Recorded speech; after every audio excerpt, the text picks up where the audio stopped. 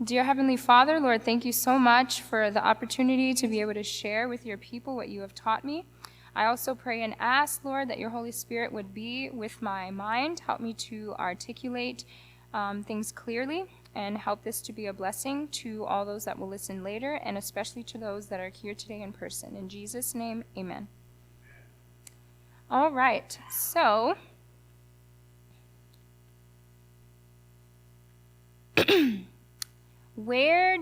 before I begin, I would like to share that I was going to do some demonstrations today, like live demonstrations and the taste testing stuff, but because the ingredients were not refrigerated since I've been here, I am no longer able to do that.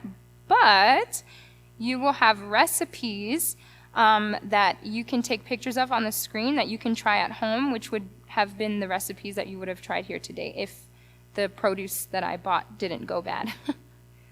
So we're going to address this question really quickly. Where did the principle or idea of natural remedies come from? Okay. So the National Library of Medicine, under an article they have, Early Drug Discovery and the Rise of Pharmaceutical Chemistry, it says the first medicinal plants came from natural sources and existed in the form of herbs, plants, roots, vines, and fungi. Until the mid-19th century, nature's pharmaceuticals were all that were available to relieve man's pain and suffering. The use of medical plants dates back not only to human civilization, but to ancient people also. Now, obviously these people do not believe in creation. Anyway, plants have been crucial in sustaining human health and well-being, okay? Drop down, it says that the word drug, taken from French word drogue, which means dry herbs, strongly suggests that earliest drugs were taken out from plant sources. So this is a secular source that this was taken from and put into this PowerPoint just to emphasize the fact that plants were the only source that man had available to help alleviate pain and suffering and symptoms and different things like that, okay? Earliest people, they say, used to treat diseases by some unconventional methods using plants, animal products, and minerals. Of them, plants were given priority. Okay, the aim of treatment is to restore the balance with the help of herbs. Okay, so herbs played a vital role in the development of pharmacology and pharmacy. Now, we also know somebody named Hippocrates, right?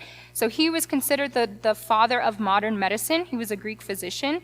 And his famous quote that everybody knows, "Let food be thy medicine, and medicine be thy food." Now, I do want to share a quick disclaimer here, because the pharmaceutical companies have progressed away from plant-based only, okay? And so there are a lot of harmful chemical things that are now present in medicines that, we take on a daily basis or a little less than that. However, I do want to just mention that if we do not have the knowledge, how do I say this? If we do not have the knowledge of plant-based medicine or using food as our medicine, I don't think it would be a sin to just do what you know so that you can, continue to function healthfully. Okay, there's an extreme, people always, I've heard this a lot, that people will just throw out all of their medications and, these things that are supposed to be sustaining them in their current health condition just to cold turkey go over to more plant-based medicines, and some have sadly died as a result of that, or have worsened the complications that they already, live with. So I would just caution against that. Just move intelligently, and you just want to consult with your physician, okay? I personally am not a doctor. I today will be sharing with you what God has shown me in my personal experience and what has worked for me personally and what has worked on others that I've tried these things on and on my family and my children as well, okay? So I just wanted to share that before we keep going. 2 Kings chapter 20, verse 7, it says, and Isaiah said, take a lump of figs. Does everybody know what a fig is? Pictures right there. They're very good. And they took it and laid it upon the boil, and he recovered. Who is the he in the scripture? Does anybody remember? King Hezekiah. So King Hezekiah had this breakout of boils on his body, and the prophet of God was a medical missionary and knew exactly what to do, and he took a lump of figs and put it on the boils in his body, and the Bible says that he recovered. Deuteronomy 20, thou shalt not destroy the trees thereof by forcing an axe against them, for thou mayest eat of them, and thou shalt not cut them down, for the tree of the field is man's life. So plants help to sustain man's life. Psalms 104, he causeth the grass to grow for the cattle, and herb for the what? Service of man. So God has created plants to serve his creation. Revelation 22, and the leaves of the tree were for the healing of the nations. Does anybody know what tree that's talking about? The tree of life. Again, going back to plant-based sources of healing. So natural remedies are helpful tools for better health and well-being. And before I continue on, I would just like to share two really powerful quotations as to why knowing these things is very important for where we are today as Seventh-day Adventist Christians, okay? So it says in Counsels on Health, page 506, paragraph 1, if you're taking notes, as religious aggression subverts the liberties of our nation, those who would stand for freedom of conscience will be placed in unfavorable positions. For their own sake, they should, while they have opportunity, become intelligent in regard to disease, its causes, prevention, and cure. And those who do this will find a field of labor anywhere. There will be suffering ones, plenty of them, who will need help, not only among those of our own faith, but largely among those who know not the truth. The shortness of time demands an energy that has not been aroused among those who claim to believe the present truth. Again, in Counsels on Health, page 533, she writes, soon there will be no work done in ministerial lines, but medical missionary work.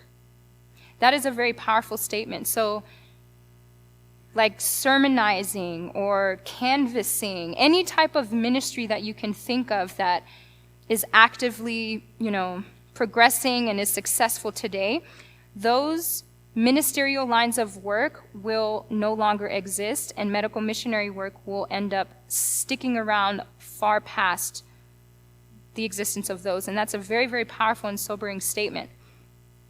So which plant foods can be used for medicinal purposes? Does anybody want to take a guess? Almost. Ginger, garlic, lemon. I heard someone say lemon. Onion, cayenne pepper, absolutely. Peppermint, that's right.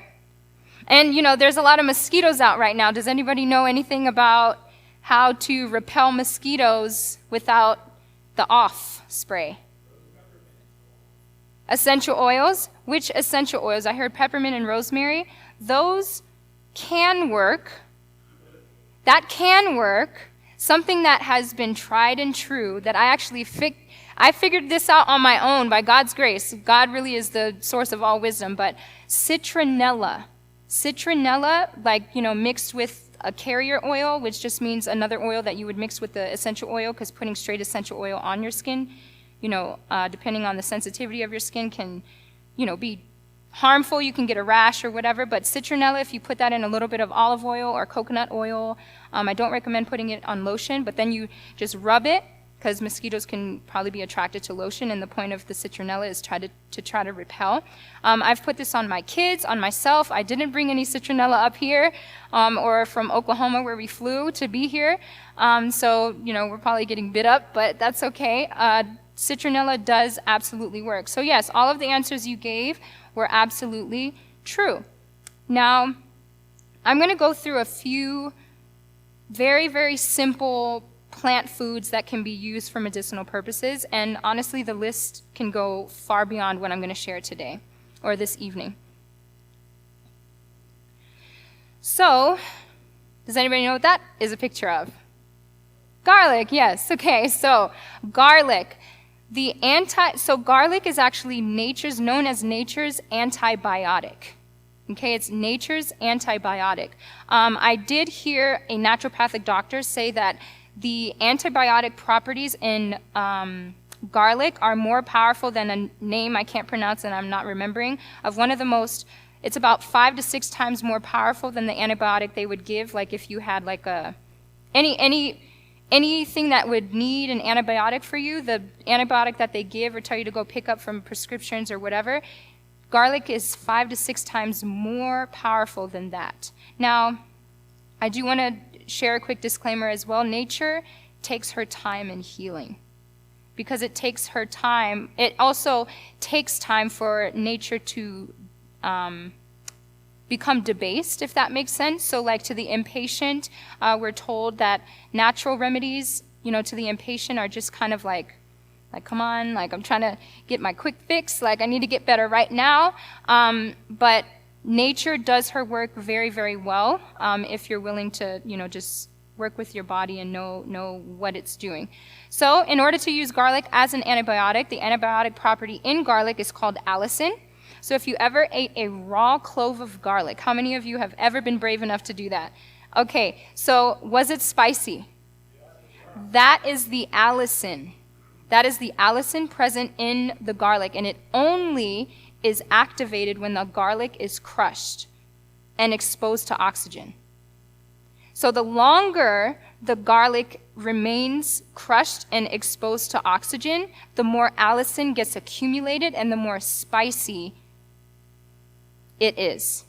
Now, I made the mistake one day of making a raw salsa, and I put a ton of garlic cloves in there, raw garlic cloves, and we were eating it that day. It tasted great. The next day, it tasted great. By the third day, it was way too spicy to eat, and I had to throw it out because it was way too spicy. Over time, the allicin was accumulating, and it really accumulated. Now, to use garlic as an antibiotic, you just use 3 cloves. All these slides you're free to take pictures of, okay? So pull out your phones. I'll be sharing recipes a little bit later as well that you can take pictures of. Use 3 cloves. Does anybody know what a clove is compared to a bulb? So what's a bulb on the screen? The big round one, that's right. And the cloves are the smaller little cell things that go in the bulb, that's right. So 3 of those cloves raw with every meal. So if you had blueberry smoothie for breakfast, take a garlic right after that. I wouldn't recommend before because garlic on an empty stomach personally makes me almost throw up, so I have to have something eaten or in my stomach beforehand. But 3 raw garlic cloves with every meal, or at least 3 raw cloves daily. Yes? That's just because if your stomach can't handle the spiciness of the garlic, like mine cannot, at least for me, it causes you to throw up. Sometimes I don't fully throw up, but I do get nauseous, and others have experienced that as well. At the end of this presentation, I will open up for Q&A. I will take another question here, though, for now. Not penicillin. Amoxicillin. That's what it is. Yes, amoxicillin. That's the name that I was looking for the antibiotic, the famous antibiotic that's always given. Okay, so in order to activate the allicin in the garlic, it must be crushed, minced, or chopped and left to sit for 5 minutes at least. So it's not too spicy, but it's exposed to enough oxygen, so that it can accumulate the allicin. Or activate the allicin, rather. Now, heat does kill allicin, so if you chop up garlic and mince it and you put it on the skillet, what happens? it kills the allicin, but it doesn't completely kill it. So if you are sauteing the garlic and it becomes very brown, you probably killed all the allicin. So you just want to just saute it just a little bit just to get it, nice and fragrant so it still has allicin in it so your body can still reap the benefits of whatever you put it, whatever you put your garlic into, whether it be a salad or salsa or whatever the case, okay? That's also another trick on how to kind of lessen the spiciness. That's what I should have did with the salsa that I made before putting it into the salsa. I should have sauteed it a little bit and then put it in. So yeah, you can also slicely thin and place a clove of garlic. So you slice it thinly. This is where I would have been demonstrating. But you slice it thinly and place it on the bottom of a baby's foot with a cloth in between the garlic and the foot, because if you don't, the allicin will blister the bottom of the baby's feet because it's very powerful stuff and baby's skin is very sensitive, okay? But that can be very, very good if your infant child has like cold-like symptoms or even a fever. I'll be sharing some more about fever. So this is what we do to preserve the allicin in our garlic at home. We just buy a bag of already peeled garlic, because who wants to unpeel garlic forever? And I just put it in my food processor, put it in some ice trays, stick that in the freezer, and now I have, portioned fresh garlic that I can use in literally anything. It's a very, very good way to incorporate this particular benefit, this particular, what am I trying to say? Yeah, the benefit from the garlic, this is a great way to implement it into your daily meals.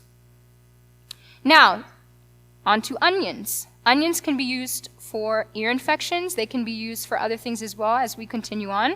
So for using it as an ear infection, you want to slice the onion in half, peel the outer layer, and then warm the onion in the oven for about 12 minutes. So make sure your oven is already preheated to about, 350, that's what we usually do. And I'll just stick the half an onion, just like it's pictured there, without the peelings, into the oven, and I'll leave it there for about 12 minutes. And what happens is the onion starts to get juicy, because it's starting to get a little bit cooked and translucent. Now, onion also has allicin. That's what makes raw onion spicy. It's the allicin in the onion as well. And so you squeeze that onion juice after you've taken it out for 12 minutes. You squeeze that onion juice onto the spoon. Now, after it's been in the oven for 12 minutes, it will be a little bit warm. So you want to use something like a paper towel or something like that so you don't burn yourself. But you squeeze it onto the onion juice onto a spoon. As it hits the spoon, it will cool. The onion juice will cool. And then you drip the onion juice in the infected ear, okay? In the infected ear. Lay down on your other ear. So let's say I have an infection in this ear. Lay down on this ear, and then have someone put it in. I've done it to myself. I've had my husband do it for me, or I've done it for him. I've done it for my children. And my children are 13 months, and 3 tomorrow. So they're very young, and I've tried this on them even when they were younger, like even younger than they are today. So you want to lay down on your other ear to allow a full absorption of the onion juice. Now do this 3 times daily until the ear infection is gone, okay? So this absolutely works. I've done it on my husband. He was getting an ear infection, and I did all of this, and I put it in his ear, and he had an ear infection, it was kind of bothering him for 2 days, and I was like, I can do the onion. It's like, oh no, I'll be okay. All right. Comes to me again, okay, I'll try the onion again.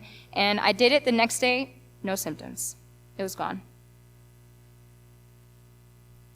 Onions can also be used for respiratory infections and fever and cold and flu symptoms. So if you have runny nose, congestion in your chest, sinus pressure, sinus infections, fever, body aches, all of those things, this is what you would like to do. Chop a raw onion, leave it raw, do not cook it or put it in the oven, leave it raw. Chop it to activate the allicin. That is very, very important, okay? Activate the allicin because that's the antibiotic property that will help your body to heal itself, okay? So natural remedies help our bodies to do the work that it knows best to do. It's just kind of aiding them without the negative side effects of like pharmaceutical drugs. Now, again, I'll share the disclaimer. I'm not saying to not ever take pharmaceutical drugs because I don't know your specific situation, and I can't counsel you on that legally, I guess. But I do know that natural remedies don't have the negative side effects that pharmaceutical drugs do. So, continuing on, after you've chopped that onion and left it, for a little bit to accumulate that allicin, place the chopped onion in a small shopping bag, like a Walmart shopping bag or something like that, and then place your foot inside the shopping bag on top of the chopped onion. Can you see that visually in your mind? Okay, and then you wrap the bag around your ankle, and then you put a very snug, not the compression socks, that might be too tight, but some sock that's very, very snug over the bag. It'll feel weird, but the reason you want to use the bag mainly is to keep the onions in place, but also your body heat will heat the onion, and I'm glad that that's happening. Thank you, because it's a lot of them in here. So it's also to create kind of like a greenhouse effect. It will heat your foot. And the biggest pores in our body are on our feet. Okay, so when our body is heated, or when our foot is heated in the shopping bag, those pores will start to open up, just like anywhere else on our body. Okay, it'll start to open up, and guess what's right there, ready to receive the allicin from the onion? Those open pores, and then it goes into your body, and your body knows exactly where to take it. Okay, it's also good. Oh yeah, so pull a sock. Biggest pores, yes, I skipped ahead of myself. So that's that. This is a picture of a temperature taken from my daughter. That is a very high, concerning temperature for someone that little, okay? Now, I was monitoring her fever, and I almost told my husband, okay, if her fever does not go down by the morning after this, then we got to just take her in, just, to help whatever she's got going on, because you don't want to be extreme with this either. Okay, you want to be very, very careful. Human bodies are very fragile, and everybody's experience health-wise is different, so you want to be very cautious. Now, I was praying, and I have experience with these types of things, so when I felt my daughter getting hot, I took her temperature, and that's what was reflected. So this is a picture of my son's foot because I've put it on him too, but that's what I did. If you can see, instead of a big shopping bag on his foot, obviously because his foot is way too small, I just chopped the onion, and I maybe like an inch or half an inch thick. So if you take this onion here, right, the onion on that's chopped in half, you take it, peel it, it's already chopped in half, cut off another half, that's about, half an inch thick, and put that on the bottom of your baby's foot, okay? You don't have to put a cloth in it because the allicin is not as strong as it would be in raw garlic. I don't know why, but that's just the case. So as you can see, it's just straight on his foot. I let that onion sit for just a little bit. I put it straight on his foot in this picture, but also I put it on my daughter's foot that had the fever, and I wrapped it in saran wrap, and then I put a little snug sock on her foot and on his in this picture. The next morning, the top one was her fever temperature. No longer fever temperature, I should say. The bottom was his temperature the morning after I had taken that picture of his foot. So the onion, their pores on their feet opened up as it warmed in the plastic, the plastic wrapping. It warmed and it soaked in the antibiotic properties, and it killed the fever overnight. And their temperatures dropped down to regular. So I was very, very thankful for that. The next day after that, or even that same day, I was continuing to take her temperature like every hour, and she no longer had a fever after that. So praise God for natural remedies, right? I didn't have to take her if I did take her to the doctor, what would they have done? Antibiotics, which has, like, her body's so small and so sensitive. Like, that stuff is very harsh, you know? So it's very, very helpful to know, you know, these simple remedies. Yes? Yeah, that was just saran wrap.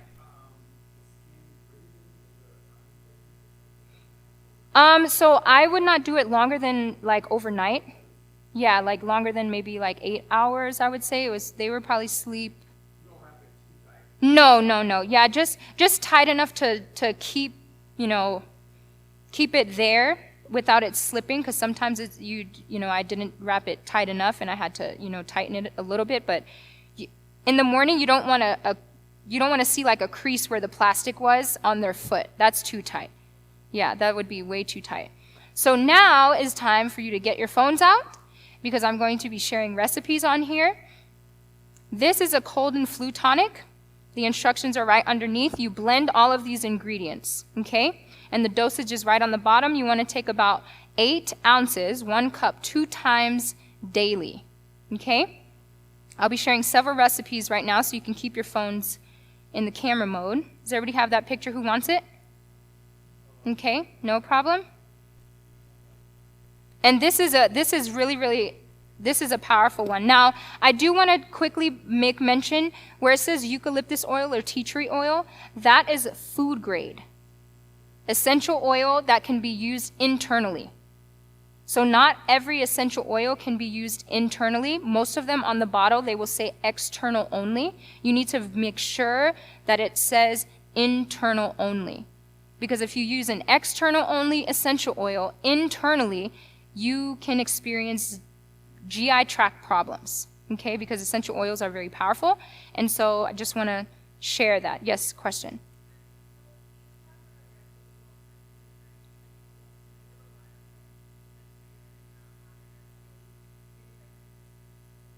Right, they're not. They're not, yeah, most of the really, really good essential oils are not, what's the word, filtered by the FDA, you know, like run through the FDA or approved by the FDA, but they do work. So 2 companies that I would recommend, Young Living and doTERRA. So that's D, lowercase D-O, and then all caps, the rest of the word, I know it's kind of weird, T-E-R-R-A. Okay? So doTERRA and Young Living. Those are 2 essential oils that I know have internal use only essential oils. Okay? Next recipe. This recipe is very, very, very tried and true. My son, who's 3, doesn't look forward to being sick, but when he is sick, he loves this flu shot. Nature's flu shot. The instructions are right there at the top. You just blend all the ingredients. Now, the instructions are also next to the ingredients. So the lemons, you want to peel them and juice those.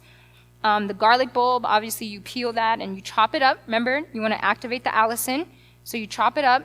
I would recommend chopping the garlic first and letting that sit while you prepare your other ingredients for this tonic. Okay? That way the allicin could be accumulating in the garlic while you're doing it, and then you put it into the Nature's Flu Shot and you blend it, and then you have just like a bomb. This is actually what I was going to make today, but all the ingredients, like, yeah, they went bad. I'm so sorry. But it's good for, you know, sickness and all those different flu, cold symptoms. Is very, very good for that. Now, if I can draw your attention to where it says pineapple juice, the less you use, the more potent it will be. If you're going to give this to your child, do not put cayenne pepper in it. It'll just be too spicy. It's not like it's going to harm them, but it'll just be too spicy, okay? So when I give it to my children or when I make it for my family, I don't put cayenne pepper in the whole thing, in the whole blender. I just put cayenne pepper in what my husband and I will be drinking so that my children can have some too. I didn't put this in the slides, but I have videos of both my young daughter and son drinking this, and my daughter's like pulling the syringe, because I have to feed it to her with a syringe. She can't just drink it. And she's like pulling the syringe closer to her mouth because she, you know, likes it. But yes.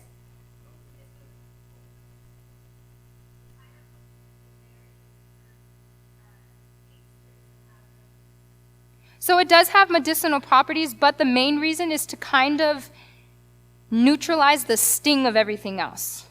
But it does have bromelain, and I'm forgetting, my mind is slipping, but bromelain, if you look it up, B-R-O-M-E-L-A-I-N,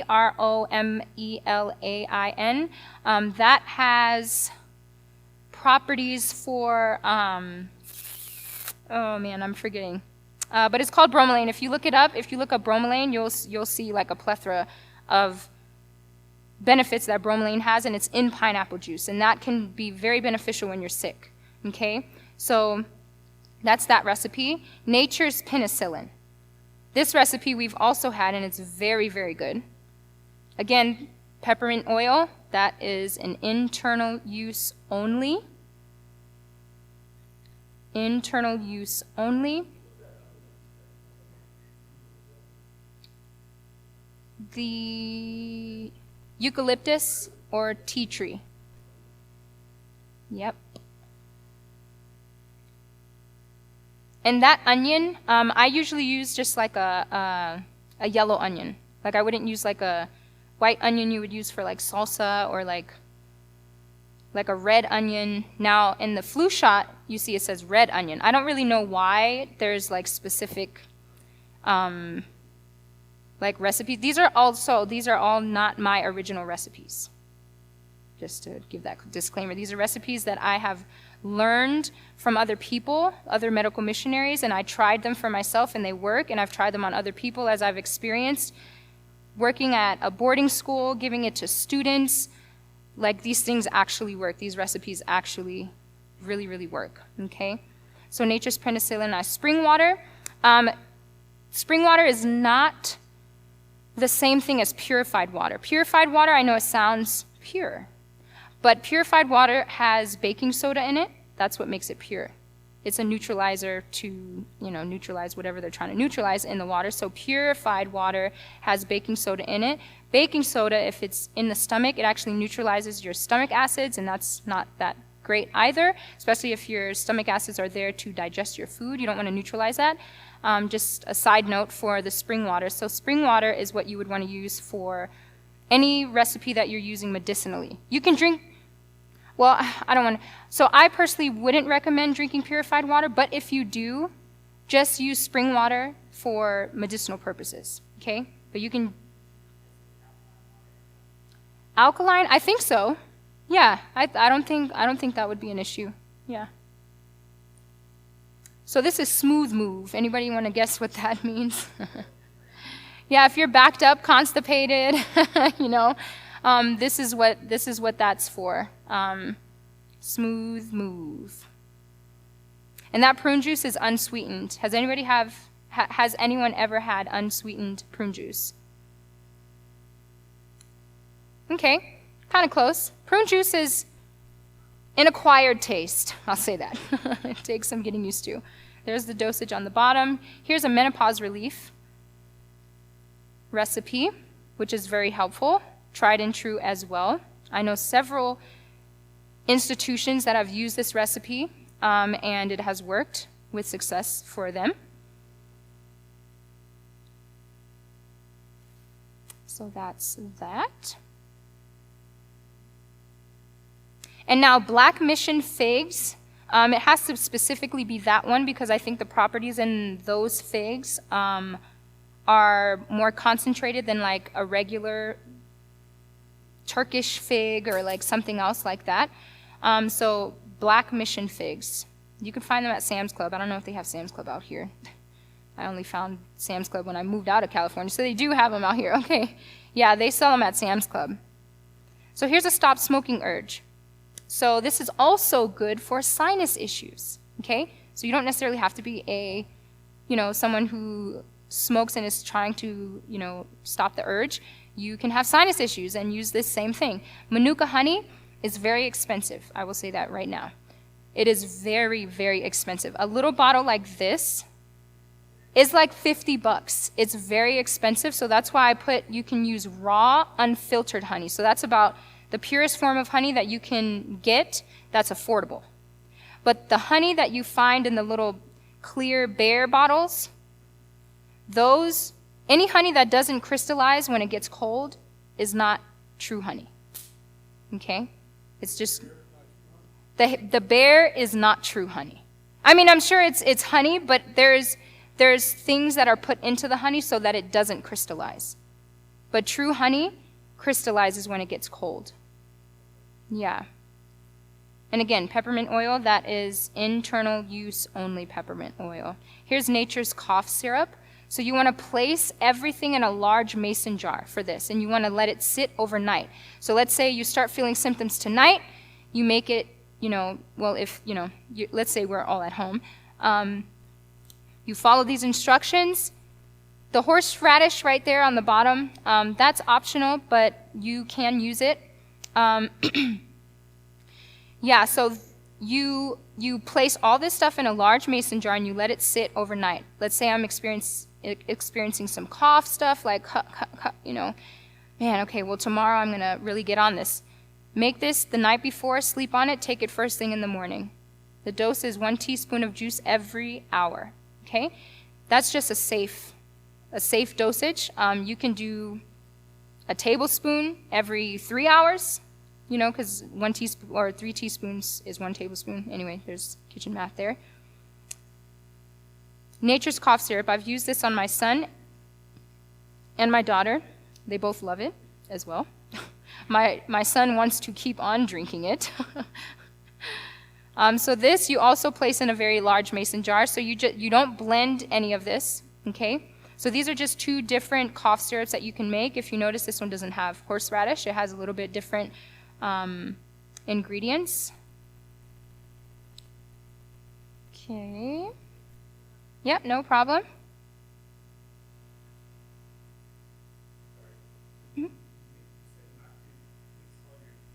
In a blender. Yeah, you just set it in the mason jar. Yep. And you set everything in the mason jar and you put the honey last. You set the honey on top, and as it sits, the honey will trickle down. But the onion, something happens chemically, I guess. I don't know how to really explain that, but something happens when the honey is on the onion and it releases the onion juice. And that onion juice is filled with allicin, filled with it. And so you put the honey on top of all of your ingredients. Same thing with this one. You put the honey on top of all of your ingredients. And you just let that sit overnight, take it first thing in the morning. Yep, no, you don't have to shake it. Yeah. I personally don't shake it. If it makes you feel better to shake it, okay, well, this is really getting in there, you can shake it. It's not going to hurt it if you do shake it. But I've never shaken it, and it's always been fine. Now, I do want to mention, to get the juice out of the mason jar, you want to strain it. So have a bowl or something to catch your liquid that comes out, and then put a little strainer on top, and you pour the contents, and the juice will fall through the strainer. All that you've chopped up will stay in the strainer, and you'll catch the juice in the bowl, and then you just put that juice back into the mason jar that it was all sitting in, okay? And then you store that in your fridge. The longest that has lasted in our house, I would say about 3 days. So I don't really know if it lasts longer than that. But I know honey can last a while. And again, once the honey is liquefied in the onion juice and things like that, it doesn't crystallize, which is strange to me, but I've found that it just doesn't crystallize. When it's by itself and you put it in the fridge, it's like trying to carve through a rock. It gets really, really hard. Here's nature's blood thinner, okay? Very, very, very powerful remedy that has worked. Now this, you have to dilute it in 8 ounces of warm water. The reason why it's warm is just to kind of, activate the ingredients. Now also, if you take a little quick note there underneath the Nature's Blood Thinner title, staying hydrated and drinking plenty of water every single day helps with keeping your blood thin as well. Okay, so that's a very, very simple remedy for blood thinner as well. So you want to drink about half your body weight in ounces per day. That's what they say, so that's what I added here. So now poultices and compresses as we get ready to close here. So a raw ginger poultice is good for like joint inflammation and joint pain, okay? And what happens is the ginger, when it's grated, it will pull the inflammation to your skin. So it'll feel like it's getting hot, but that's because the inflammation is like at your skin, and it feels like it's burning you, but it's not burning you. Like, it's not like it's burning your skin, but if you can handle it, just kind of like ride it out. And what the ginger is doing is pulling it out of wherever it is in your joints or however deep it is, and it's pulling it out into itself, out of your body into the poultice, the grated ginger. Okay, it's very, very powerful stuff. I've known several people, I've used it on people too, who this has worked for, like the symptoms. And you just keep on using it. It's not a one-time fix-all thing, okay? You just keep on using it. It's really great for lower back and arthritic pain. Now, quick disclaimer, this poultice will heat the skin, as I just mentioned, as inflammation is being drawn towards the skin. It will not burn your skin off. If you can endure it, please do. The ginger is helping to get rid of the inflammation stuck in your body, okay? Heated skin, if you ever did this, if your skin is heated, that means there is or was inflammation in your body. There was definitely inflammation present in your body. Like this. So you want to take a large square paper towel. I really wish I could have done this for you guys to give a visual, but if you can just kind of visualize it, you take a large square paper towel, okay? And then you take a larger square saran wrap around that. So you want about 1 inch of saran wrap around the paper towel, okay? And you want to grate the ginger onto the paper towel, just straight on the paper towel. So put the grater on the paper towel, and the saran wrap is underneath the paper towel. So you have a layer of saran wrap, put the paper towel on the top, and then you put the grater on top of that and grate the ginger. Then you want to fold that paper towel over to where there's only a single layer on one side, if that makes sense, okay? So you don't want to fold the paper towel to where there's now like 2 or 3 folds between the ginger poultice and your skin, okay? Just one fold between the ginger poultice and your skin. I caught that, did I? I don't know. And then you want to place that single layer onto your skin with the saran wrap holding it in place. So if you do it on your lower back, you just put it on your lower back and then wrap it around your abdomen area. And if you have like a, I don't know, like some leggings or like pajama shorts or something like that to just like hold it there in place, that'll keep it overnight.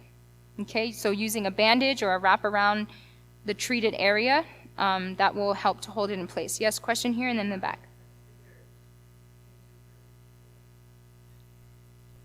Yes, yeah. So you can, I would say be generous in buying the ginger.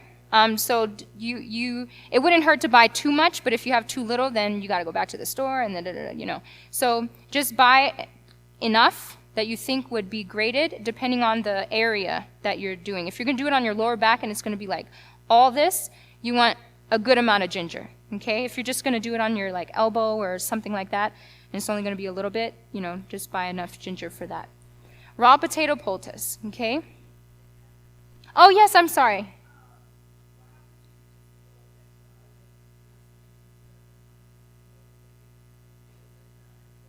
Oh, for the ginger, very good question. So yeah, that will blister your skin as well. Now the single layer is very small, like it's a single layer, it's very thin, but it does provide some type of protection, okay? If it's just straight on your skin, there's been several instances where there's like skin, you know, reactions and stuff like that. So I would just to play it safe, I always tell people just keep it, you know, keep a single layer between the poultice and your skin. Yes. Overnight. Overnight would be the best, because that's the most convenient for any of these things. Or if you take naps during the day, do it during your nap. But it would be a little difficult if you're at work and you feel the ginger poultice slipping down, and it's like, oh, excuse me, boss, I gotta go take a, you know. So it's just better to just do it if you're taking a nap or if you're going to sleep, okay? So raw potato poultice, okay? So this is now for tissue inflammation. So raw ginger, joint inflammation, joint pain. Raw potato is a whole lot milder, gentler, more gentle, okay? It's more gentle than ginger. And it's used for tissue inflammation or tissue pain, like swollen skin in any instance. For example, if your kids are playing outside, or even you, if you get a splinter somewhere and your skin starts to swell, that would be a great opportunity for the potato poultice to work. Now, disclaimer, if you don't know whether your pain is inflammation or if it's tissue or joint, just try all of them. Just try all of them, okay? Because there's no harm done. You're dealing with food, essentially, right? So, and see what your body does with each one. Your body will let you know which one it likes best, and just do that one. Okay? So here's the directions for that. It's basically the same thing as the ginger poultice.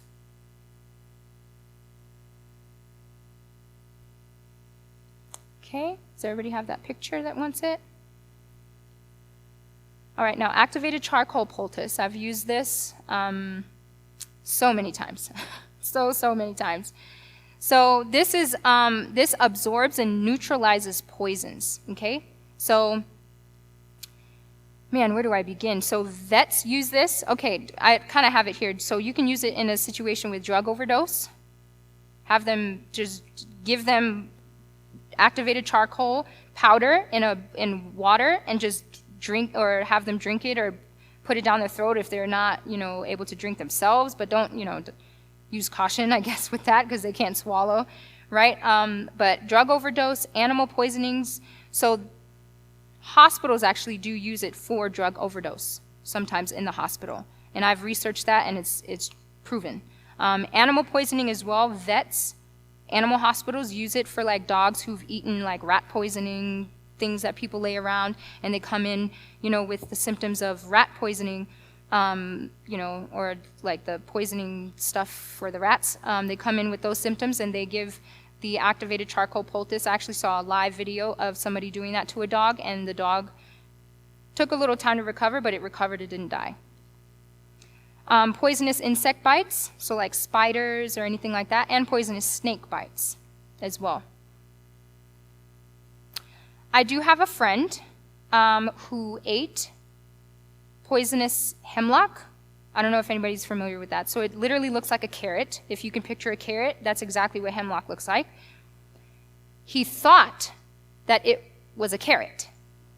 And it was just wild out there. And he's from the country, and he grows food and stuff like that, right? And he just mistaken the hemlock for a carrot, and he ate it.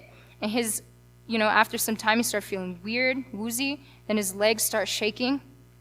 Then his body starts shaking. And then he's like shaking and like uncontrollably, and his kids are right there. They're very young, like maybe 7, 5. His youngest daughter, I think when she was 5. If you're listening to this recording at a later time, forgive me if I'm getting the ages mixed up here, but his youngest daughter remembered a mission story. Remembered that the missionary used charcoal poultice for a poisonous situation that was had. So she was like, "Oh, Daddy, charcoal, charcoal." So the wife was like, "Oh, yes, charcoal." She goes, gets it, gives her husband the charcoal, and then they rush to the hospital. He made it to the hospital. He's alive today to tell the story. Otherwise, he would not have made it. Anybody who eats poisonous hemlock usually does not make it. It's really, really powerful. So I'll just breeze through these because I know we're running out of time if I have not already. I think I'm 2 minutes over. So this is the disclaimer. Do not give it to babies internally, period. Ask your doctor if it's okay if you're pregnant, okay, to take it internally. Externally is fine. But just even with that, just ask your doctor. I don't want to get in trouble if you have some type of reaction. So just, play it safe. Never use on an open wound, okay? It will dye your skin in the area where the wound was open. It will darken your skin, and it will not go away. It does not go away. I mean, maybe over time, but it will just scar your skin, yeah. And also with activated charcoal powder, a little does go a long way. If too much is used or ingested, it may lead to gastrointestinal issues because of its strength. Okay. Here's the recipe for the poultice. And then I believe we have one more, and then we will close.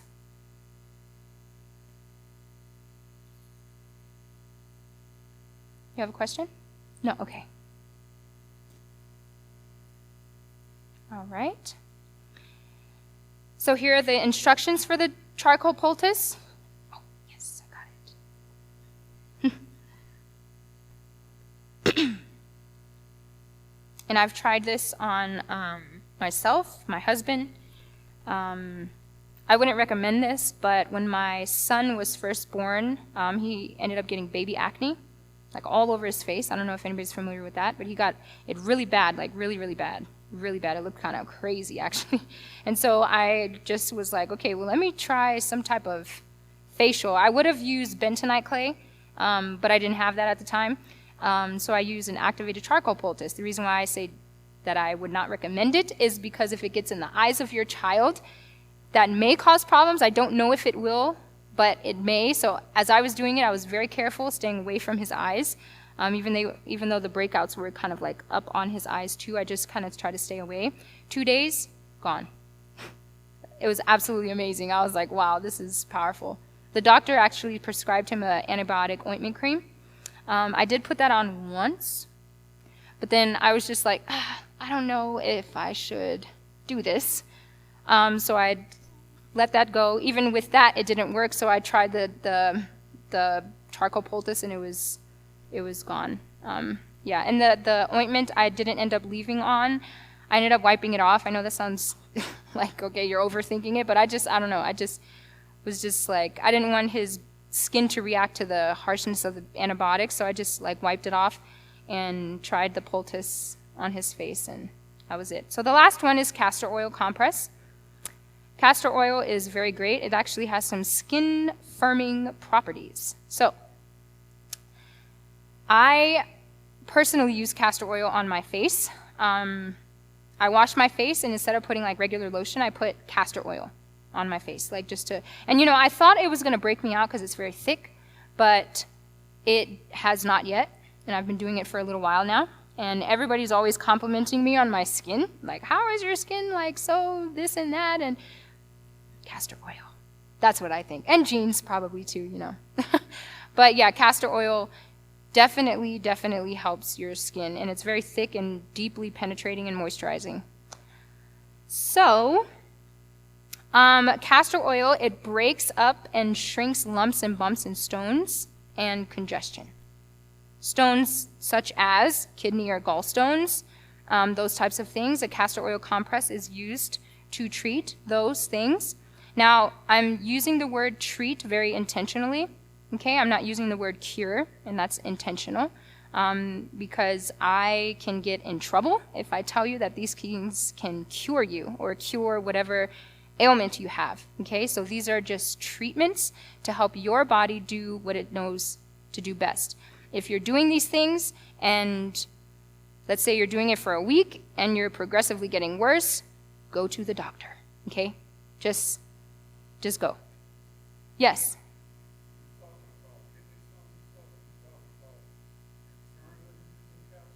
No, good question. So compresses are outside. Yeah. Yeah, that's a good question. I'm glad you asked. Yeah, compresses are outside, so you wouldn't use it internally at all. Yeah. So here's a disclaimer. If you want to take a quick picture of that, castor oil is very thick, and it is hard to get out of your clothes and your bed sheets. Okay, so you want to just make sure you wrap it very well, and you know, so that it doesn't like leak out of your compress and stain your clothes and your bed sheets. Here's the instructions for the compress. And yes, you put it just straight on your skin. So I wish, again, I probably could have done this out here, but if you were to take like a paper, not a paper towel, a rag or a washcloth or something like that. You fold it twice, or just make it like a square. So however many times you need to fold it, make it into like a square about this big, or however big you need it. Like on my children, it's a little bit smaller. I wonder if I put pictures in here. But so about this big of a rag, and then you put saran wrap underneath that with a whole lot of space around it, just so it doesn't leak and stain your clothes and your bed sheets. And you put the castor oil straight on the rag. It'll bulge, like it'll look like it's piling on top of itself, and then it will go down as it sinks into the rag, right? So you don't want to put too much. I would say start with like,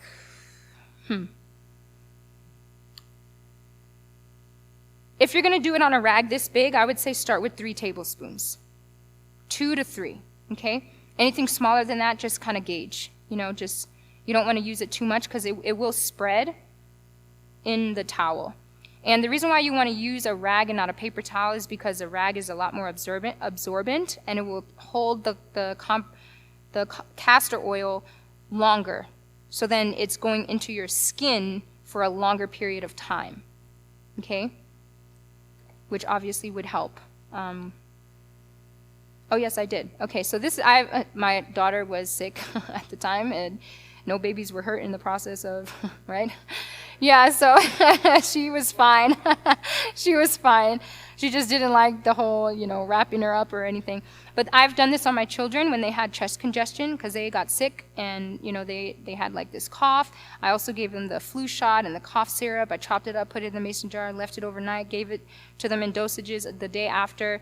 It took, I want to say, 2 days of all those remedies. Plus I was putting onions on their feet during their nap times and at night. So it was just, they were getting hit with all types of remedies. 2 days, all the symptoms of chest congestion, sickness, everything was gone. Totally gone. So when I first noticed that they had the symptoms, I started preparing stuff that same day. I gave it to them during their naps. These compresses went on them that same day. Not the day after, but the day after that. Didn't even finish before they were fine. Okay? This is my son with his little onesie on, his little pajamas. So again, you want to wrap it very, you don't want to do it too tight, but you want to do it enough so that it doesn't leak on the clothes, right, and the skin.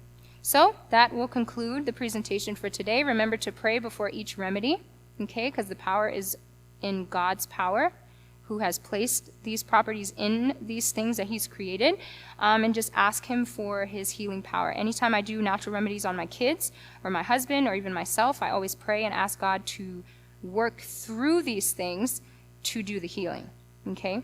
So any questions before we close? Yes?